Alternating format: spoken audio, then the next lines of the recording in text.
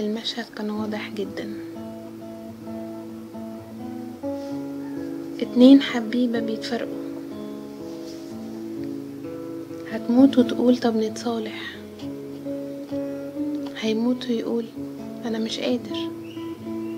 بس المكتوب دايما اقوى من انها تضعف ويعافر. بيسيبها ويمشي بتندهله، قلبه ما بيصدق فبيرجع. كرامتها بتوجعها تقوله مش قصدي اندهلك ولا ينفع. تكسر مليون احساس جواه، مكسورة اساسا من قبليه. اصلها كانت شايفة كتير وياه اللي يخليها تشوف بعينيه. عمرها ما اتحايلت وكسفها، كان موته تنام يوم زعلانة. كان وضع طبيعي اما يشوفها يحضنها عشان لو قلقانة.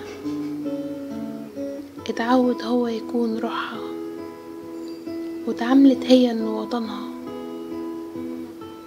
اتفقوا كتير لو يختلفوا ما يسيبهاش برضو يطمنها. مش فاكر غير بس كرامته، مش قادرة تفكر غير في الوعد.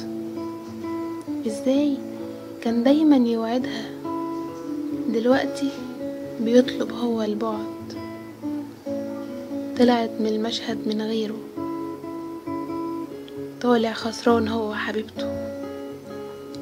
الوعد يا يكمل للآخر يا بلاش من الأول ترتبطه.